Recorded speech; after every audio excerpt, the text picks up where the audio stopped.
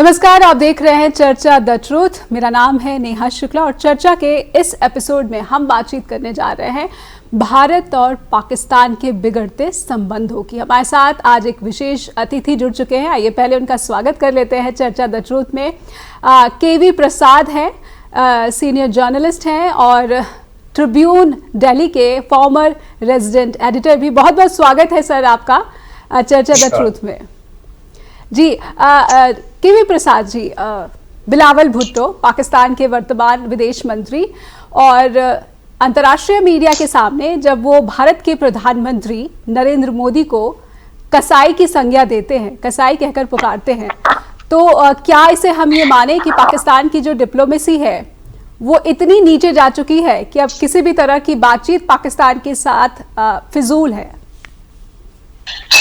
देखिए, इसमें दो चीजें हैं। एक तो यह है कि जिस तरह का उन्होंने भाषा का इस्तेमाल किया है वो वाकई आपत्तिजनक था और इसी वजह से आपने देखा होगा कि भारत की तरफ से प्रतिक्रिया आई भारत के विदेश मंत्रालय के प्रवक्ता के तौर, और उन्होंने स्पष्ट रूप से जिस तरह से कहा कि हम इसको नहीं मानते हैं, और खासकर ये स्पष्टीकरण उन्होंने काफी साफ किया था कि किस तरह पाकिस्तान खुद आतंकवाद और आतंकवादियों को शह देता आया है और उसकी वजह से पूरे विश्व में आज एक छवि। दूसरा, भारत सरकार की तरफ से दो केंद्रीय मंत्रियों ने भी इस पे अपनी बयान टिप्पणी रखी और मेरे ख्याल से ये अपने में है। रहा सवाल बातचीत का, कूटनीति में दो चीजें होती है। कूटनीति में, जैसे आपको ज्ञात भी होगा, बातचीत एकमात्र जरिया माना जाता है जिसके तहत आप सब समाधान सुलझाने की कोशिश करते हैं जी। लेकिन आपके दर्शकों को और आपको खुद ये ज्ञात होगा कि पिछले कई वर्षों से भारत ने पाकिस्तान से किसी भी तरीके से कोई भी औपचारिक बातचीत नहीं की है, द्विपक्षीय बातचीत, और करीब 6-7 साल हो गए। क्योंकि भारत का रवैया साफ है कि अगर आप आतंकवाद और आतंकवादियों को पनाह दे रहे हैं और आतंकवाद के खिलाफ कोई कार्रवाई नहीं कर रहे हैं, खासकर मुंबई के 26/11 के अटैक के जो परपेट्रेटर्स हैं जी, तो भारत इसमें कोई भागीदारी इस तरह से नहीं दे पाएगा कि हम, क्योंकि हमारा मानना है कि एक तरफ आप बातचीत करें और दूसरी तरफ आतंक भी हमारे खिलाफ इस्तेमाल करें। तो एक तरह से बातचीत हो ही नहीं रही है। कोशिश जरूर हुई होगी एक आध बार इनफॉर्मल सेटिंग्स में, लेकिन उसमें कोई कुछ ठोस नहीं। क्योंकि इनफॉर्मल इसलिए कह रहा हूं, आपको याद ही है कि पिछले कुछ महीने पहले एक वहां से मतलब फायरिंग ना हो इस तरह की कुछ बात हुई थी और उसका सीज फायर का एक तरह का सिलसिला चल पड़ा जी जी। केवी प्रसाद जी, बिलावल भुट्टो ने जो बात कही उसके बाद साजिया मारी जो वहाँ पर एक मंत्री हैं, उन्होंने न्यूक्लियर बम की भी जो है एक धमकी सी दे दी भारत को। तो क्या हम ये समझे कि पाकिस्तान में जो नेतृत्व है और जो भविष्य भी है पाकिस्तान की राजनीति का, वो और ज्यादा आक्रामक है भारत के प्रति? इसको आप इस नजर से देखें कि पाकिस्तान में दो चीजें हैं जिसका हम संज्ञान लेना चाहिए कि अगले 6-8 महीने बाद वहां पे चुनाव है पाकिस्तान में। अगस्त के महीने मेरे ख्याल से चुनाव है। तो और ये सब चुनावी पार्टियां, जितनी पार्टियां हैं, खासकर जो आज सरकार में बैठी हैं, चाहे वो बिलावल भुट्टो की पाकिस्तान पीपल पार्टी हो या नवाज शरीफ की PML नवाज की तरफ से शहबाज शरीफ जो उनके प्रधानमंत्री हैं, तो चूंकि वहां पे भी कोalition सरकार चल रही है, तो उन सबका ये कोशिश यही रहती है कि हम अपनी राजनीति भी आगे करते जाएं। दूसरा ये याद रखिए कि भारत हमेशा ही एक ऐसा, जिसे कहते हैं, पड़ोसी है, बड़ा पड़ोसी है पाकिस्तान का, लेकिन भारत इंडिया बैशिंग जिसे कहते हैं, पाकिस्तान में एक बहुत बड़ा पॉलिटिकल पार्टीज के लिए एक बहुत बड़ा पैशन कहिए इंडिया बैशिंग जी। तो ये बहुत कॉमन फिनोमेना है उनके पॉलिटिक्स में कि आप हर चीज को भारत का दिखाइए, वो भारत बैठा है, वो ये कर देगा, वो कर देगा। तो उनकी राजनीति इस पे काफी तेजी से आगे रही है जी। और इसको एक और संदेश, एक और इसका मैं सोचता हूँ अपनी तरफ से भी आप भी ध्यान रखें, ध्यान देना चाहें तो जी।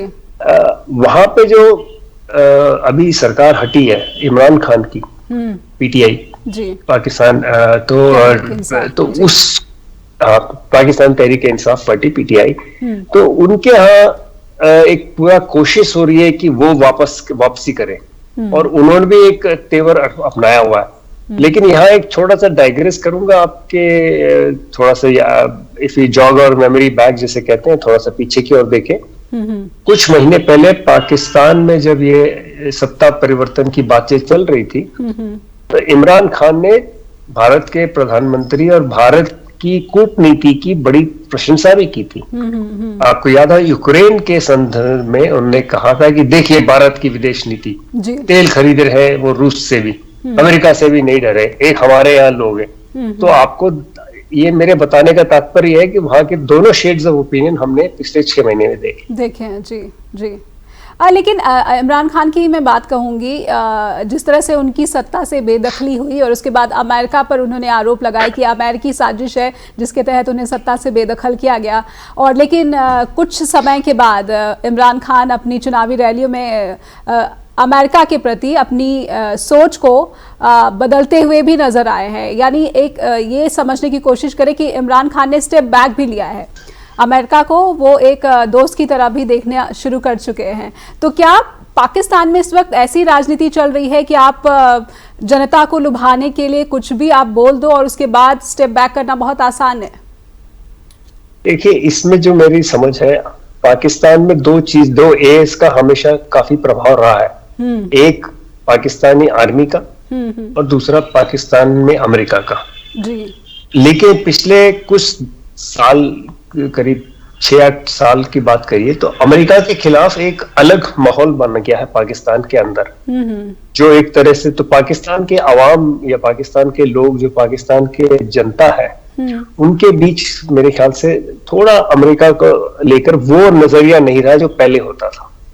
हाँ, लेकिन वहां की जो एस्टेब्लिशमेंट है, जिसको हम कहते हैं, वहां की जो सत्ता में काबिज लोग हैं, उनको ये मालूम है कि कहीं ना कहीं हमें अमेरिका से बना के रखना है, एक सुपर पावर है। और पाकिस्तानी आर्मी का बड़ा पुराना ही संबंध रहा है, पाकिस्तान आर्मी का और अमेरिकन, आप जो कहिए डिपार्टमेंट ऑफ डिफेंस कह लीजिएगा, या वहां के जो पेंटागन है जिसे हम कहते हैं, तो उनके अच्छे घनिष्ठ संबंध रहे। और जैसे आपने खुद कहा, इमरान खान जब उनको सत्ता से बेदखल कर दिया गया, उनको बाहर कर दिया गया, तो उन्होंने इशारा 2 चीज पे किया था कि वहां की पाकिस्तान की फौज के खिलाफ भी उन्होंने कुछ आरोप लगाए और कहा कि इनका हाथ है, और दूसरा कहा कि वाशिंगटन ने भी मेरे को हटाया।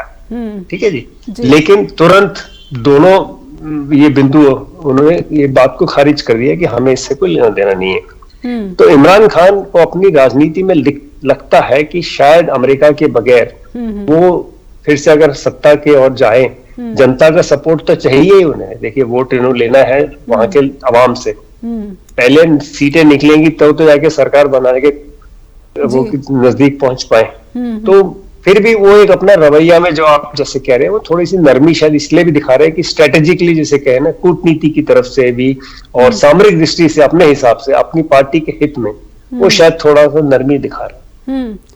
एक नरमी पाकिस्तान के नेताओं में भी देखने को मिल रही है, लेकिन एक नरमी जो अमेरिका ने पाकिस्तान के प्रति दिखाई है, रक्षा एक प्रस्ताव को जो मंजूरी दी गई पाकिस्तान के लिए, कुछ सैन्य उपकरण जो हैं लड़ाकू विमान से संबंधित, उसकी रखरखाव मेंटेनेंस के लिए, इस पर भारत ने कड़ी आपत्ति जताई। तो भारत कहीं ना कहीं एक इस मकसद में कामयाब हो गया था कि पाकिस्तान को आतंकवाद के मोर्चे पर जो है अमेरिका से कम अलग किया जा सके, लेकिन एक बड़ा धक्का उसको अमेरिका की तरफ से लगा था। केवी प्रसाद जी, ब्रेक पर जाने से पहले मैंने आपसे ये समझने की कोशिश की थी कि अमेरिका की बड़ी भूमिका रहती है जब भारत और पाकिस्तान के संबंधों की बात आती है, और वो अमेरिका जिसने पाकिस्तान को लगभग छोड़ दिया था, दोबारा से नरम रुख दिखाने लगा है पाकिस्तान के प्रति, और भारत के लिए बड़ी चिंता की बात होनी चाहिए।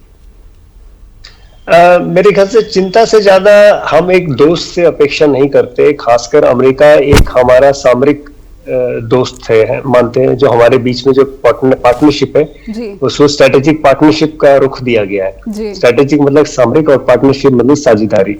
तो ऐसे में उम्मीद नहीं करते कि अमेरिका एक हमारे, और जैसे आपको पता ही होगा कि, और ये स्ट्रेटेजिक पार्टनरशिप जो है अमेरिका और भारत के बीच में कोई एक सैन्य सामान के लिए ही नहीं है, ये करीब 40 से 50 सेक्टर्स में हम लोग हैं। अगर मैं कहूँ संक्षिप्त में, स्पेस से लेकर सी तक हमारी अलग अलग जगह हमारे इनके साथ साझेदार हैं। कई सारे प्रोग्राम चल रहे हैं, चाहे कृषि में चल रहे हैं, स्पेस का मैंने जिक्र किया, समुद्र के अंदर किया, कई सारे और हैं, तकनीकी एजुकेशन में, स्किलिंग में, तमाम सारी चीजें हैं हम भारत और अमेरिका के बीच में। और दोनों के बीच में एक बहुत खासियत ये भी है कि दोनों एक डेमोक्रेटिकली इलेक्टेड गवर्नमेंट्स होती हैं, ट्रांसफर ऑफ पावर होता है बड़ा स्मूथ, और एक दूसरे की भी समझ है। और हमारे यहाँ आपके दर्शकों को काफी अच्छा पता होगा कि इतना वाइब्रेंट हमारा एनआरआई कम्युनिटी है, चाहे वो अमेरिका में हो, चाहे कनाडा हो, यूके हो, तो ये एक अपने में एक बहुत बड़ा ऊर्जा लाते हैं इस पूरे साझेदारी में। जी इस रिलेशनशिप में बहुत ऊर्जा आती है इनसे। तो ऐसे में अमेरिका को पता है, लेकिन अमेरिका में अगर आप अमेरिका को एक दृष्टि से देखें, उनकी साझेदारी के अलावा उनको अपना सामरिक हित समय समय पे अलग दिखता है। अब अगर आप पीछे देखें पिछले 10 साल से ज्यादा अमेरिका, मतलब पिछले 20 साल से अमेरिका को इसलिए भी पाकिस्तान से साझेदारी ज्यादा से रिश्ता निभाना पड़ा क्योंकि अफगानिस्तान में सेना उनकी थी, तो ये सबको पता है। अब 1 साल पहले वहां से चले गए, बाइडेन सरकार ने जो है ट्रंप सरकार का फैसला मान लिया और निकल गए, वापस ले लिए, लेकिन उसके बाद परिणाम जो निकला सबने देखा, विश्व ने देखा। अब अमेरिकी जनरल, जैसे मैंने कहा अमेरिकी जनरल, और अभी कहा जाता है कि जावेद बाजवा साहब जो उनके उतरे हैं, जनरल बाजवा जो अभी हाल फिलहाल उनकी जगह नए चीफ ऑफ आर्मी साहब आए, उनके वो भी अमेरिका गए थे, वॉशिंगटन में कह रहे कि रिपोर्ट लिखी थी जैसे उनको ज्यादा वहां अहमियत दी गई उनके यहाँ से, क्योंकि जैसे मैंने कहा पेंटागन और जीएचक्यू रावलपिंडी के बीच में कहा जाता है बड़ा पुराना रिश्ता है। और वो आप स्टेट डिपार्टमेंट का एक रुख होता है, कई बारी पेंटागन का दूसरा दिख होता है, डिपार्टमेंट डिफेंस जिसे हम कहते हैं, उसका रुख अलग होता है। लेकिन बाइडेन एडमिनिस्ट्रेशन से कहते हैं कि अपने हिसाब से वो तोल मोल करके चीजों को बढ़ाते हैं। लेकिन जैसे मैंने कहा भारत को एक सामरिक साझेदारी में इस तरह की उम्मीद नहीं होती है कि आप हमारे पड़ोसियों को जो क्योंकि आपको याद होगा हमारे विदेश मंत्री ने साफ साफ कहा था अमेरिका में जाकर, you can't fool anybody, everybody knows what it is meant for. तो इससे ज्यादा मेरे ख्याल से किसी भी विदेश मंत्री ने इतना दो टूक जवाब जाके अमेरिका के अपनी सरजमीन पर ये बात रखी थी, और वो भी ठीक उनकी अगले दिन औपचारिक बैठक के पहले। तो एक तरह से उनके घर जाके उन्होंने संदेश दिया ये हमें बिल्कुल नागवारा है। लेकिन अब उन्होंने एक फैसला किया है, तो हमें अपने हिसाब से हमें अपना हित तो हम जानते हैं ना, हम उस हित की तरफ बढ़ेंगे। जी लेकिन मैं वापस से बिलावल के उस कॉन्फ्रेंस पे ही जाना चाहूँगी जहाँ पे वो अंतर्राष्ट्रीय मीडिया को संबोधित कर रहे थे न्यूयॉर्क में, और जिस तरह के शब्दों का उन्होंने इस्तेमाल किया, जिस तरह की बातें उन्होंने वहाँ मीडिया के सामने रखी, तो कहीं ना कहीं ऐसा लग रहा था कि वो खुद को विक्टिमाइज शो करने की कोशिश कर रहे थे, दर्शाने की कोशिश कर रहे थे कि पाकिस्तान आतंकवाद से सबसे ज़्यादा पीड़ित देश है और ऐसे में उसे अंतर्राष्ट्रीय समुदाय की मदद की दरकार है और भारत उसका सबसे बड़ा दुश्मन बना हुआ है। तो इस दिशा में जिसकी वो कोशिश कर रहे थे अंतर्राष्ट्रीय मीडिया के सामने, आपको लगता है कि अटेंशन मिल पा रहा है उन्हें, पाकिस्तान को इस तरफ से जो ध्यान खींचने की उसकी कोशिश है, क्या उसको मिल जाता है जो वो ढूंढता है अंतर्राष्ट्रीय मीडिया से? मेरे ख्याल से अंतर्राष्ट्रीय मीडिया से ज्यादा जो उनका जो स्टेटमेंट है, मेरा अपना मानना है कि वो अपनी डोमेस्टिक कॉन्स्टिट्यूंसी को पहले एड्रेस करेंगे। जो उनकी घर में जो कॉन्स्टिट्यूंसी है उनकी, जैसे मैंने कहा 2 वजह है, एक तो वहाँ चुनाव होने वाले हैं, एक दूसरा वो पाकिस्तान के विदेश मंत्री हैं और पहली बार शायद इस तरह का पदभार उन्होंने संभाला है, उम्र में भी छोटे हैं, तो कूटनीति जी उम्र भी 34 साल उम्र में भी, हाँ, तो बहुत ज्यादा उनको तजुर्बा भी नहीं होगा और किस तरह की भाषा और लिहाजा का अंदाजा, हालांकि जहां भी वो अपना उनका जो भी है, तो ये सब चीजें एक जगह। मेरा अपना मानना है कि डोमेस्टिक कॉन्स्टिट्यूंसी को एड्रेस कर रहे थे, एक।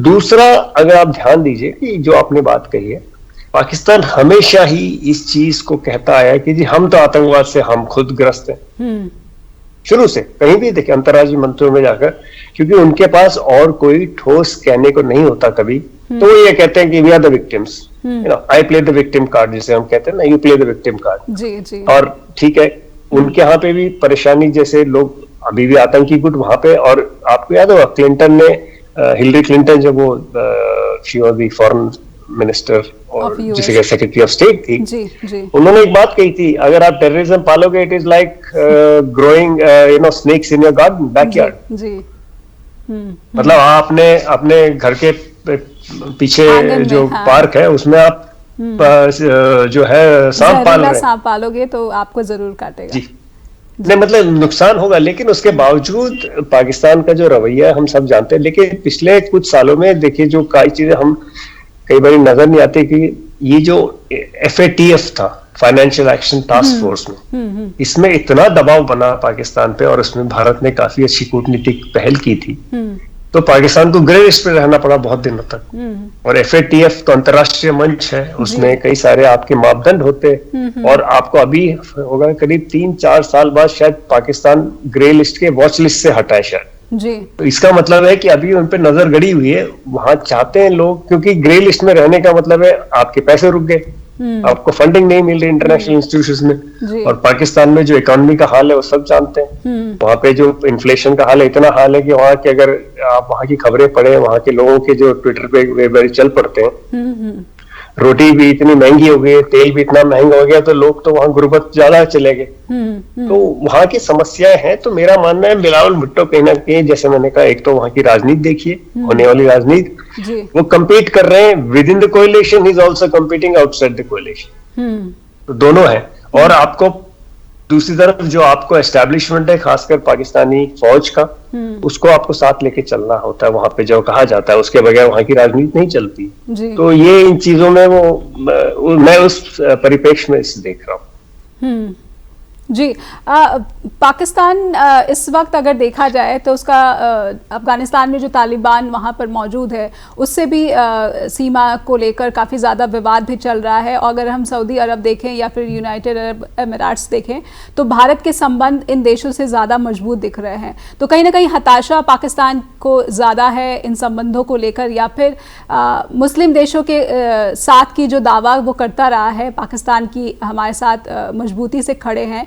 भारत कूटनीतिक तौर पर पाकिस्तान को अलग थलग करने में कहीं ना कहीं कामयाब होता नजर आया है।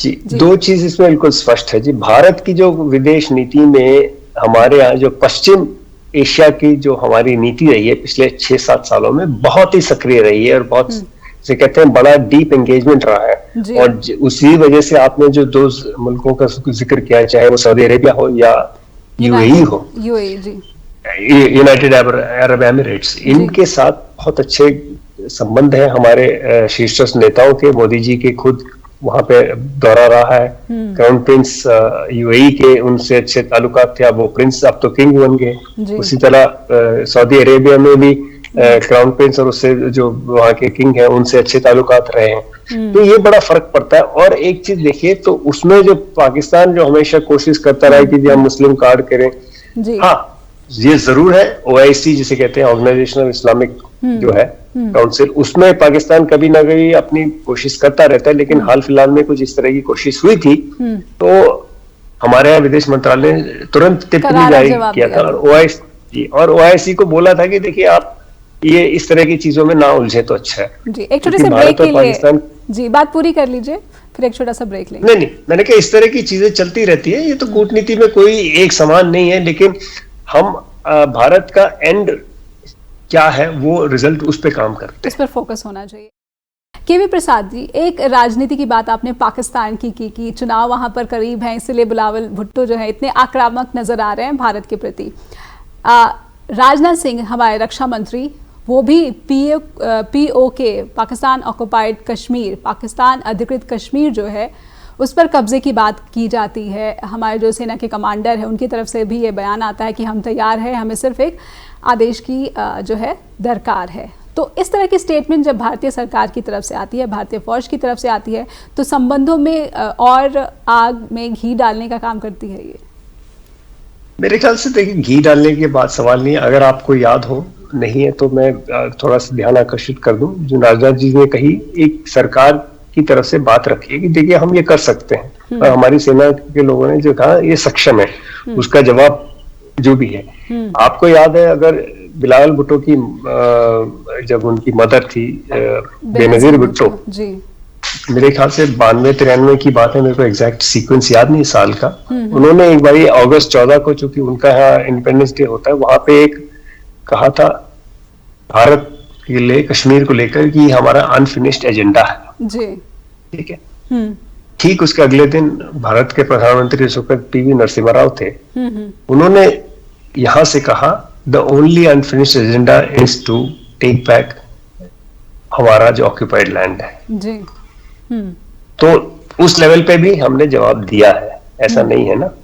अब ये जो बात आपने कही, ठीक है, इस वक्त कुछ परिस्थितियां इस तरह से निकल के आई है, लोगों का मन बन रहा है कि भाई इस पे भी सरकार ध्यान करे, आकर्षित हो, काम करे।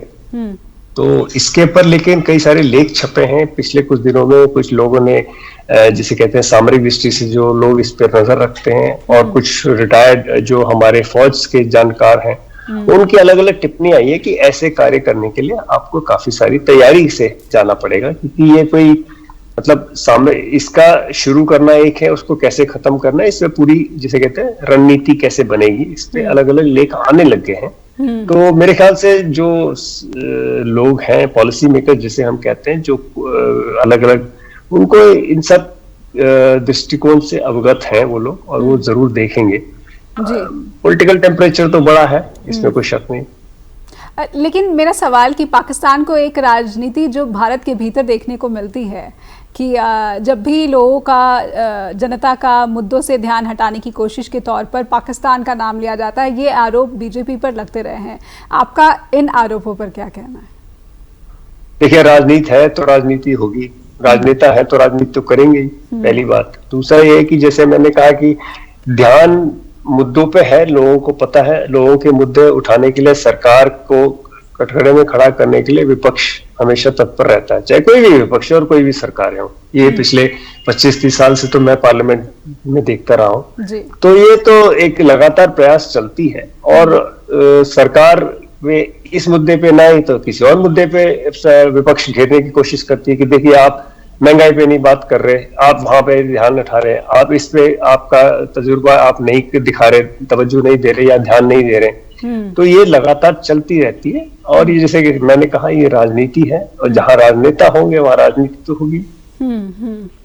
तो केवी प्रसाद जी, क्या हम ये माने, कहीं मैं इस मुद्दे पर एक लेख पढ़ रही थी तो वहाँ ये भी लिखा था कि अब भारत और पाकिस्तान के बीच तू मैं इतनी ज़्यादा होती है और हर साल इतनी ज़्यादा तादाद में होती है कि अंतर्राष्ट्रीय समुदाय का, जो विश्व के कुछ ताकतवर मुल्क हैं, अब उनका ये ध्यान भी आकर्षित नहीं करते हैं।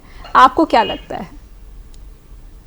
देखिए, मैं इसको दो चीज, जो एक नजरिया तो ये है कि आप अंतर्राष्ट्रीय समुदाय से क्या चाहते हैं।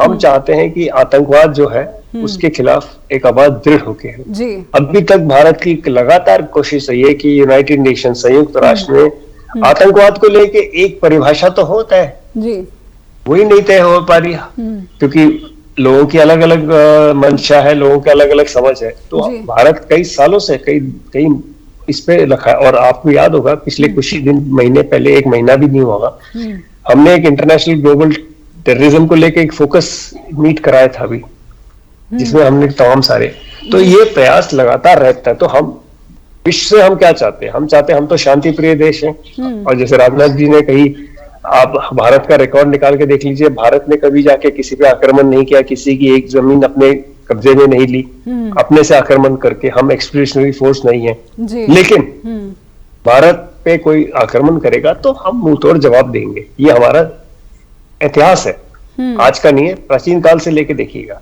भारत ने किसी पे या भारत के पुराने राजाओं ने किसी पे जाके आक्रमण नहीं किया, ऐसा मानते हैं ना, आपके हिस्ट्री में हमने पढ़ा है। तो वो चले आ रही है।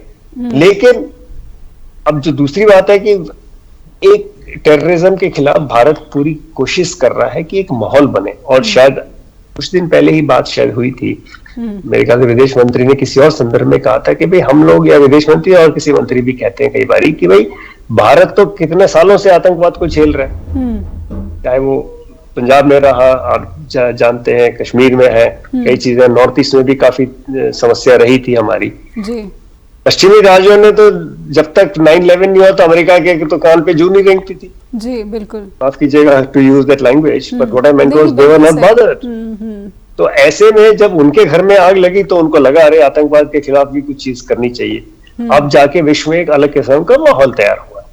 कई वर्ष लग गए, तो ये वक्त लगता है, लेकिन आप पाकिस्तान, और दूसरा ये है कि भारत और पाकिस्तान के जो भी सिलसिले हैं, जो मसले हैं, वो द्विपक्षीय है। मतलब हम और पाकिस्तान मिलकर सुलझाएंगे।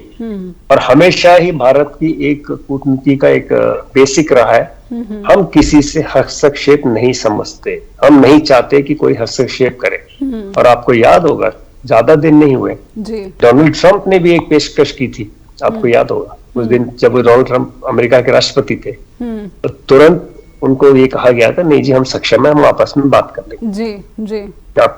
तो ऐसा है कि डोनाल्ड ट्रंप ने ये बात कही थी, और डोनाल्ड ट्रंप और प्रधानमंत्री मोदी की भी सबको पता था कि बड़े अच्छे संबंध है, जैसे उनके बाइडेन साहब के साथ है ना, या ओबामा साहब के साथ भी था। 3 राष्ट्रपतियों के साथ उन्होंने काम किया, अलग अलग, डेमोक्रेट, रिपब्लिकन, डेमोक्रेटिक्स, तीनों अलग अलग हैं। तो ऐसा नहीं है। तो मेरा मानना है कि इसमें हमें एक जो हमारा लक्ष्य है कि टेरर को प्रिस्क्राइब करें, उसको हम, और उस पर कार्रवाई हो। जी। जब बात हम टेरर की करते हैं तो अफगानिस्तान की जो तालिबान सरकार है उसे भी समझने की कोशिश करेंगे आपसे, क्योंकि इसका बड़ी भूमिका रहेगी। पाकिस्तान और भारत के साथ जो संबंध है इस पर भी इनकी एक भूमिका, एक रोल प्ले करते हैं। तो आप किस तरह से देखते हैं वर्तमान में जो अफगानिस्तान में सरकार है और जो विवाद सीमा का पाकिस्तान के साथ चल रहा है, भारत यहाँ पर किस स्थिति में नजर आ रहा है? देखिए, भारत शुरुआत में काफी कठिनाई थी, क्योंकि हमारा जो तजुर्बा रहा है जो वहाँ के तालिबान के साथ, और जैसे तालिबान का नाम लेते हैं हमें वो सन 2000 का 1999 सन 2000 का याद आता है, जो हमारा हवाई जहाज काठमांडू से उड़ा के लेके चले गए थे और आपने वो उसको कंधार में डाल दिया था जी। और कई दिनों तक हमारे लोग बंदी बनाए रखे थे। तो जिसे कहते हैं ना, बहुत ही कड़वा हमारा अनुभव रहा है जी। वो अनुभव हम इतनी आसानी से नहीं भुला सकते, पहली बात तो ये। तो वही तालिबान जब वापस सत्ता में काबिज हो गई आके अफगानिस्तान में, काबुल से हमारी सारे लोग निकल आए, याद होगा सबको, हमारे डिप्लोमेटिक सबको बंद करके भारत को सेफली कहा कि आप वापस आ जाइए। लेकिन कोई 3-4 महीने पहले अखबारों में पढ़ा है, आपने देखा भी होगा, भारत ने एक डायलॉग ओपन किया है, क्योंकि तालिबान की तरफ से कुछ इस तरह की संदेश आए कि आप आइए, आप अब यथार्थ तो है कि वो वहाँ की सरकार वो चला रहे हैं। केवी प्रसाद जी, ब्रेक पर जाने से पहले मैं समझने की कोशिश कर रही थी, जब हम मानवीयता की बात करते हैं और तब अफगानिस्तान में जाकर वहाँ पर मदद मुहैया कराई जाती है, लेकिन पाकिस्तान में इतनी भयंकर त्रासदी बाढ़ की आई और उसके बाद कुछ खबरें भी ऐसी उठी कि प्रधानमंत्री चाहते हैं कि पड़ोसी मुल्क में जो है मदद मुहैया कराई जाए, कुछ चीज़ें, दवाएं भेजी जाए, आर्थिक मदद मुहैया कराई जाए, लेकिन फिर ऐसा फैसला हो नहीं सका। आप इसे कैसे देख रहे हैं? अफगानिस्तान में एक चीज है, भारत के लोग और अफगानिस्तान के जो नागरिक हैं, जो वहाँ के बाशिंदे हैं, बहुत अच्छे संबंध हैं। वहां अगर आप कभी अफगानिस्तान गए हो, मुझे अंदाज नहीं है, लेकिन मैं गया हूँ अफगानिस्तान में, तो मैंने पाया कि जैसे आप बोलेंगे आप इंडिया से, भारत से, वो वहाँ के लोग कहते हैं आप हमारे भाई हैं, एक जिसे कहते हैं ना, एक अपनापन दिखाते हैं। ये नहीं कि बाकी जगह नहीं होता आत्मीयता, लेकिन दूसरी है कि तालिबान के आने के बाद वहां पे जो किल्लत आई थी, अनाज की परेशानी आई थी, तो आपको याद है कि भारत ने पेशकश की थी हम वहां पे भेजेंगे अनाज, क्योंकि वहां के लोगों को समस्या है, दवाइयां भी भेजने को तैयार थे, क्योंकि हमारी और भी वहां पे इन्वेस्टमेंट हुई है। भारत ने पिछले 10 साल से हामिद करजाई की जो सरकार थी, उसके बाद अशरफ गनी की जो सरकार थी, हमने लगातार वहां पे विकास के लिए कई सारे काम किए, वहां पे स्कूल चलाए हैं, वहां पे हमने पावर प्रोजेक्ट्स चलाए, वहां पे सड़क बनाया है, वहां की पार्लियामेंट बिल्डिंग तक हमारी बनाई हुई है। तो कई सारे भारत के ठोस, जिसे कहते हैं, हमने सिर्फ ये कहा जी हम वहां पे अपनी फौज नहीं लगाएंगे, तो हम बाकी सब काम जो कि जनता के हित में है उस पे हम काम करेंगे। तो वही हित को रखते हुए ध्यान हमने बढ़ाया है। अब आपने चाहा कि तुलना देखिए हम पाकिस्तान से, ऐसा नहीं है कि हमने पाकिस्तान को पहले मदद नहीं की। 2005 में जब वहां पे आपको याद जलजला आया था, अर्थक्वेक आया था, काफी तबाही हुई थी हमारे इधर सटा हुआ कश्मीर में और उधर पाकिस्तान ऑक्युपाइड कश्मीर में जो जलजला आया था, जी। तो भारत ने मदद पहुंचाई थी, अंतर्राष्ट्रीय और भी लोगों को पहुंचे थे, हमने बिल्कुल पड़ोसी होने के नाते हमने किया था। लेकिन अब जो राजनीतिक पाकिस्तान में हालत है, शायद वहां पे वो तरह का जिसे कहते हैं कि रिस्पॉन्स नहीं आ रहा। अब आप फर्ज कीजिए हम दो पड़ोसी हैं, हमारे साथ में कोई परेशानी आती है, आप जाके पड़ोसी को ऑफर कर सकते जी आपको कुछ चाहिए तो हम पड़ोस में हैं आपके, कोई साथ तो सामान देंगे। लेकिन अगर पड़ोसी आपका नकारी दे कि मुझे कुछ नहीं चाहिए या जवाब ही ना दे, तो आप जबरदस्ती जाके तो किसी को कुछ करेंगे नहीं। मेरा ख्याल से एक ही तरीका है। बाकी माहौल की बात है, माहौल मेरे ख्याल से अब कुछ इस तरह से बना हुआ है और नहीं पाएगा। एक बात मैं पाकिस्तान के साथ व्यापार की भी करना चाहती हूँ, उसे भी समझने की कोशिश करना चाहती हूँ कि चीन के साथ हमारे संबंध बहुत मधुर नहीं रहे हैं। अभी हाल ही में तवांग के सीमा का जो विवाद यहाँ पर हुआ, उसके बावजूद हम देखेंगे कि भारत और चीन दोनों व्यापारिक मोर्चे पर काफ़ी ज़्यादा जो है तालमेल इनमें दिखता है। लेकिन जब व्यापार पाकिस्तान के साथ बात आती है तब फिर आतंकवाद का मसला उठाया जाता है, बातचीत का मसला उठाया जाता है। इसे आप कहाँ ठीक पाते हैं? देखिए, ट्रेड की कोशिश अगर आप देखें, जब वक्त सही था, इन द सेंस जब हम दोनों के बीच में इतनी कटुता नहीं थी और एक तरह से बायलैटरल रिलेशंस चल रहे थे जी। आप ये देखिए कि सार्क जो हमारा है अध्यक्ष है जिसे कहते हैं south Asian association regional cooperation, उसमें करीब कई एक दशक से भी ज्यादा हो गया है जब हमने साफ्टा की बात की थी, south Asia free trade agreement. Pakistan ने नहीं लागू किया, वो इंडिया को रहते हुए वो नहीं अभी किया। यहां तक कि आपको याद है कि एक नेटवर्क था, नेटवर्क रीजनल नेटवर्क रोड काम बना रहे थे जिसे कहते थे बांग्लादेश भूटान इंडिया नेपाल कॉरिडोर। वो चाहते थे और जगह जाए, लेकिन पाकिस्तान में वो नहीं था कि वो नहीं मानते थे, तो हमारे साथ वो ट्रेड उस तरह से नहीं चाहते थे। एक वक्त ये भी बात हुआ था कि पाकिस्तान में ऊर्जा की समस्या है या ऊर्जा ज्यादा है, हम खरीद सकते हैं, वो नहीं मान रहे थे। तो वहां की जो राजनीतिक परिस्थिति है, वहां का जो अपनी उनकी जो समझ है, मेरे ख्याल से उसमें क्योंकि पड़ोसी आपको उतनी बात छोड़िए, अफगानिस्तान में हमने जब साजो सामान पहुंचना चाहा था, खासकर फूड ग्रेन्स, यूएन के हमारे ट्रक्स को जाने के लिए कितने महीने लग गए, काफी दिन तक उन्होंने पैसेज नहीं दिया कॉरिडोर, क्योंकि पाकिस्तान से होकर निकलना था आपके सामान को यहाँ से। पड़ोसी मुल्क है, क्योंकि अफगानिस्तान लैंडलॉक्ड है, या तो आप हवाई जहाज से जाएं, ओवरफ्लाई करें, वो महंगा हो जाता, तो ट्रक्स भेजने की बात हुई थी उस वक्त, काफी सारा अनाज जाना था। तो ये हमारे सामने है। तो पाकिस्तान का जो ट्रेड है वो अब क्या वजह है कि भाई उनको वो नहीं चाहते कि हमारे साथ ट्रेड करें। तो जैसे मैंने कहा साफ्टा नहीं किया भाई, आप क्या कर लीजिएगा, जो कि एक एग्रीमेंट था एसोसिएशन में, जो कि सार्क में एक बायलैटरल इशू है कि बायलैटरल इश्यूज को हम नहीं लेके आएंगे। उसके बावजूद इस तरह की चीज को लेकर, तो मेरे ख्याल से ट्रेड एक रोड ब्लॉक है, मेंटल कहिए या जो भी है। पर अगर ये ट्रेड शुरू होता है तो दोनों मुल्कों के लिए ये बेहतर होगा, दोनों मुल्कों की जो जनता है उनके लिए बेहतर होगा, क्योंकि कई चीज़ें हैं जो कि वहाँ हमें सस्ती मिल सकती हैं अगर हम वहाँ से लाएं, पाकिस्तान से लाएं या फिर यहाँ से वहाँ भेजें। तो अगर हम आर्थिक रूप से देखें तो दोनों मुल्कों के लिए फ़ायदेमंद साबित हो सकता है। जब हम चीन के साथ व्यापार कर सकते हैं तो पाकिस्तान के साथ भी हमें बातचीत के लिए कम से कम पेशकश करनी चाहिए। आई थिंक बातचीत के लिए कई बारी बात, जैसे मैंने कहा साफ्टा की बात बताया ना, इसमें तो एग्रीमेंट हो गया था, तो उसमें भी आप आगे नहीं बढ़े। तो इससे ज्यादा क्या भाई, आप बायलैटरल नहीं कर रहे, एक एसोसिएशन के थ्रू आपने मूव किया था ना कि भाई सारे जो सार्क में जितने कंट्रीज हैं वो आपस में फ्री ट्रेड एग्रीमेंट लॉन्च करेंगे। नेगेटिव लिस्ट को लेकर कई बार झगड़े होते हैं कि कौन से आइटम में नेगेटिव लिस्ट पे रहेंगे, नहीं लेंगे। तो जिसे कहते हैं वो मानसिकता बनी हुई है कि भाई नहीं करना इंडिया के साथ ट्रेड। अब उसमें आप पहल करते रहिए। अब एक स्टेज आता है, आप और आपको याद होगा 2015 में जो आखिरी सार्क बैठक हुई थी काठमांडू में, उस वक्त प्रधानमंत्री मोदी गए थे, और अगले दिन जब वो नवाज शरीफ उस वक्त के प्रधानमंत्री की मुलाकात हुई थी, ऑलमोस्ट हर पेपर में फ्रंट पेज रिपोर्ट थी, उसके ऊपर उनकी पिक्चर छपी थी। और उस वक्त प्रधानमंत्री मोदी जी ने एक बात कही थी कि हम तो अपने पड़ोसियों को साथ लेके चलना चाहते हैं। और उन्होंने इस बात, और सबसे बड़ी बात है, हमको सबको याद है कि जब 2014 में उनकी सरकार बनी थी, उन्होंने एक अभूतपूर्व पहल किया था, सार्क के सारे नेताओं को इनवाइट किया अपने, बिल्कुल एक जबरदस्त मैसेज दिया था कि हम पड़ोसी के साथ मिलकर चलना चाहते हैं, लेकिन ऐसा हुआ लेकिन 8 सालों की बात कर रहे हैं। तो प्रयास तो किया ना, लेकिन अगर दूसरा जैसे आप मेहनत करें, आप कोशिश करें, तो अगले की तरफ से आपके पास ज्यादा एफर्ट नहीं लेकिन केवी प्रसाद जी, ऐसा इन 8 सालों में देखें तो हमारे जो पड़ोसी मुल्क है वो हमसे दूर चले गए हैं।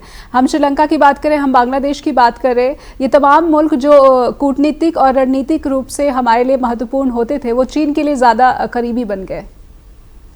मेरे ख्याल से थोड़ा सा फर्क है। बांग्लादेश और हमारे बीच में बहुत अच्छे ताल्लुकात हैं, आज की तारीख में भी बहुत अच्छे ताल्लुकात हैं, और पिछले कई सालों से इस तरह का मेरे ख्याल से दिखा नहीं है इतना अपस्विंग जो आया है बायलैटरल टाइज में इंडिया और बांग्लादेश को लेकर। जी, समय बहुत ही सीमित है, इसलिए बांग्लादेश पर एक बिल्कुल ही अलग से बातचीत हो सकती है, और उम्मीद करूंगी कि ये बातचीत हम जल्द ही करें।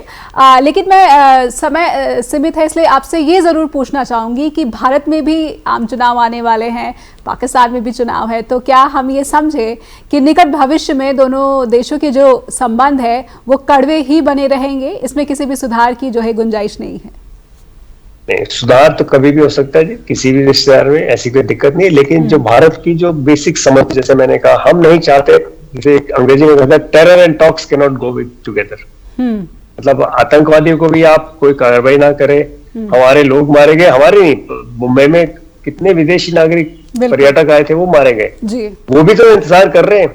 और आप एक तरफ से हम किसी टेररिस्ट को डिक्लेयर करने चाहते हैं तो आप चीन की तरफ से वीटो मंगवा देते हैं। तो कई सारे हमारी अपनी है, तो इन चीजों में आपकी अंडरस्टैंडिंग क्लियर होती है, तो भारत कहता है हम बात कर सकते हैं ना, लेकिन आप कोई इन पे ठोस कार्य तो करें।